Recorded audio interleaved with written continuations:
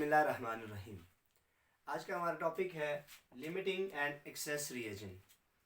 आज के इस लेक्चर में हम इस टॉपिक को डिटेल के साथ एक्सप्लेन करेंगे और इसके साथ साथ हम इस टॉपिक से रिलेटेड कुछ एक न्यूमेरिकल्स भी करेंगे। तो आइए स्टार्ट करते हैं लिमिटिंग एंड एक्सेस रिएजेंट। सबसे पहले इस लफ्ज़ रिएजेंट को हम देखते हैं कि इस लफ्ज़ रिएजेंट का क्या मतलब है। याद रखिएगा, केमिकल रिएक्शंस में कोई भी ऐसा सब्सटेंस, कोई भी ऐसा कंपाउंड या कोई भी ऐसा मिक्सचर जो कोई रिएक्शन इनिशिएट करे उसे कहा जाता है केमिकल रिएजेंट। ये कंपाउंड भी हो सकता है, ये मिक्सचर भी हो सकता है, ये एलिमेंट भी हो सकता है, ये एटम भी हो सकता है। तो हम ये कहते हैं कि कोई भी ऐसी चीज़ जो रिएक्शन में इन्वॉल्व हो उसे कहा जाएगा रिएजेंट। अब limiting reagent and access reagent क्या है। सबसे पहले हम देखते हैं लिमिटिंग रिएजेंट का क्या मतलब है। लिमिटिंग रिएजेंट, देखिए लफ्ज़ लिमिटिंग ये हमें ये बता रहा है कि ऐसी चीज जो लिमिटेड अमाउंट में हो। देखिए इस वर्ड से हमें ये नजर आ रहा है the thing which is in limited amount,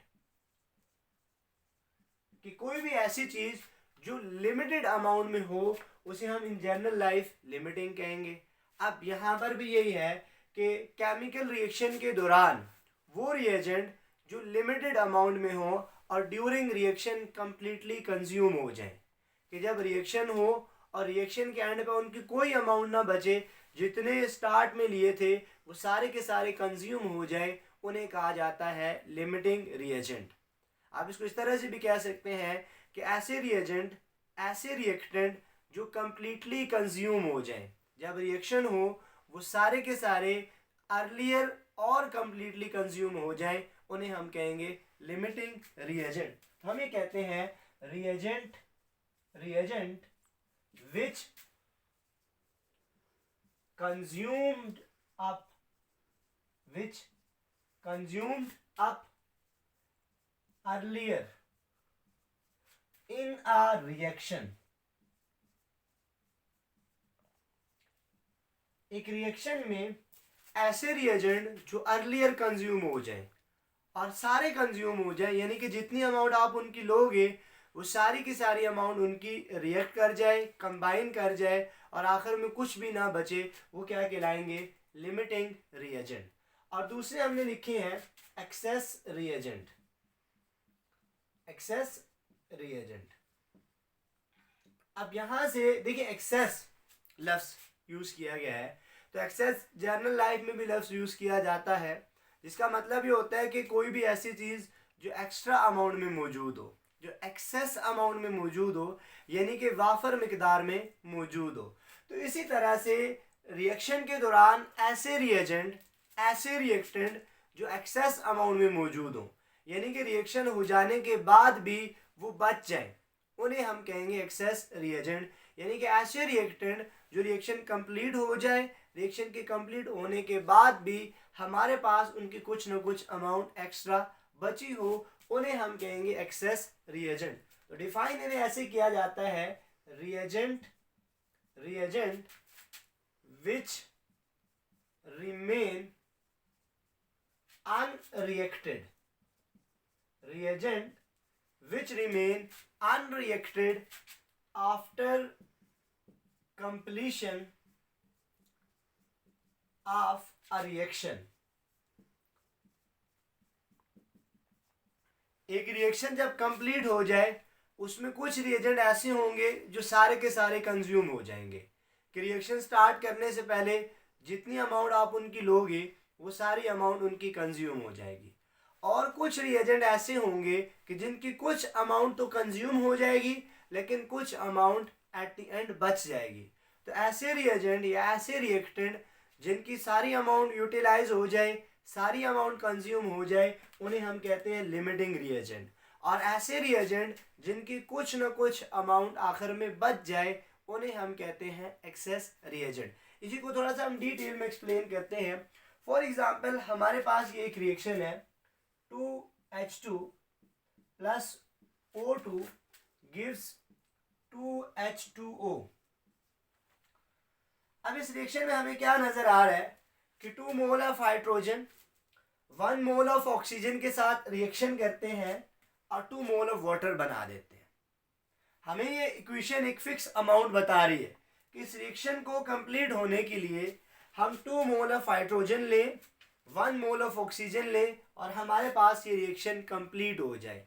अब ये जो अमाउंट है जो आपको इस रिएक्शन से पता चल रही है, रिएक्टेंट की आपस में रेशो या रिएक्टेंट की प्रोडक्ट के साथ रेशो, इसको हमने पहले एक्सप्लेन किया था, दैट इज स्टोइकियोमेट्रिक अमाउंट, कि वो अमाउंट ऑफ रिएक्टेंट या प्रोडक्ट जो आपको एक बैलेंस्ड केमिकल इक्वेशन से पता चलती है, इसे कहा जाता है स्टोइकियोमेट्रिक अमाउंट। यानी कि इस रिएक्शन के लिए ये 2 मोल of hydrogen, 1 mole of oxygen, ये कहलाएंगे स्टोइकियोमेट्रिक अमाउंट। अब जब भी बंदा 2:1 यानी कि 2:1, 2:1 का मतलब ये है कि 2 हाइड्रोजन के मोल 1 ऑक्सीजन के मोल लेगा तो उसका रिएक्शन कंप्लीट जाएगा। लेकिन अब ऐसा नहीं होता कि हमेशा एक बंदा स्टोइकियोमेट्रिक अमाउंट ले। हो सकता है कि वो स्टोइकियोमेट्रिक अमाउंट ले, हो सकता है वो फिक्स अमाउंट ना ले, कि जितनी अमाउंट यहाँ पे एक्सप्रेस की गई है, जितनी अमाउंट आपको यहाँ से नज़र आ रही है, ज़रूरी नहीं होता कि सारी की सारी अमाउंट वो यहाँ से ले। तो अब हो सकता है कि कुछ किसी की अमाउंट ज़्यादा ले ले, किसी की अमाउंट कम ले ले। फॉर एग्जाम्पल इसी रिएक्शन के लिए हम ये कहते हैं कि इसी रिएक्शन के लिए अगर एक साइंटिस्ट या एक केमिस्ट हाइड्रोजन के 4 मोल ले लेता है और ऑक्सीजन के 5 मोल ले लेता है, देखिए हम ये कहते हैं कि इसी रिएक्शन के लिए इंस्टेड ऑफ टेकिंग 2 और 1 मोल लेने की बजाय वो क्या करता है 4 और 5 मोल ले लेता है। तो फिर क्या होता है, इसको जरा देखें। हम ये कहते हैं कि if we take 4 mole of hydrogen and 5 mole of oxygen, कि अगर हम इसी रिएक्शन के लिए 2 और 1 की बजाय 4 और 5 मोल ले लेते हैं तो फिर क्या होगा। देखिए इसके लिए कि अगर हम यहाँ से हाइड्रोजन और ऑक्सीजन के लिए कन्वर्जन फैक्टर बनाएं तो हमें क्या मिलेगा, 2 मोल ऑफ हाइड्रोजन रिएक्ट करेंगे 1 मोल ऑफ ऑक्सीजन। कि हमें इस इक्वेशन से ये नजर आ रहा है कि अगर आप 2 मोल ऑफ हाइड्रोजन लोगे तो हमें 1 मोल ऑफ ऑक्सीजन लेना पड़ेगा। अब देखो उसने क्या कहा, हमने यहाँ पे कितने ले लिए 4 मोल।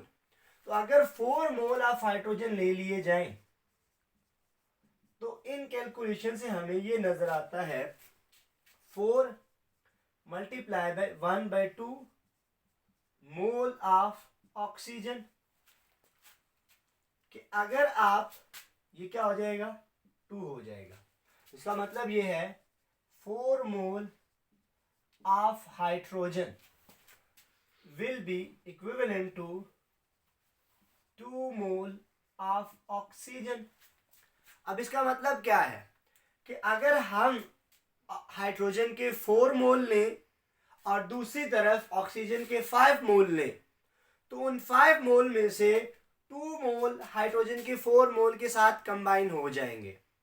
बाकी जो 3 मोल रहेंगे वो एक्स्ट्रा उसी तरह से रिएक्शन मिक्सचर में बचे रहेंगे। अब इन 2 रिएजेंट में से एक रिएजेंट ऐसा है जो सारा कंज्यूम हो गया, कि हमने हाइड्रोजन के 4 मोल लिए थे, वो 4 के 4 रिएक्ट कर गए हैं, ख़त्म हो गए हैं, कम्प्लीटली कंज्यूम हो गए हैं। लेकिन जो ऑक्सीजन है इसके 5 मोल लिए थे लेकिन 2 मोल ने रिएक्ट कर लिया और 3 मोल उसी तरह से रिएक्शन मिक्सचर में पड़े हुए हैं। तो वो रिएजेंट जिसके मोल रिएक्शन के बाद भी रिएक्शन मिक्सचर में पड़े हों उन्हें कहा जाता है एक्सेस रिएजेंट। तो इस रिएक्शन के लिए हमारा एक्सेस रिएजेंट होगा ऑक्सीजन और लिमिटिंग रिएजेंट होगा हाइड्रोजन। क्यों? कि हाइड्रोजन के 4 मोल कंज्यूम हो गए हैं और ऑक्सीजन के 5 में से 3 मोल रह गए हैं और 2 मोल रिएक्ट कर गए हैं।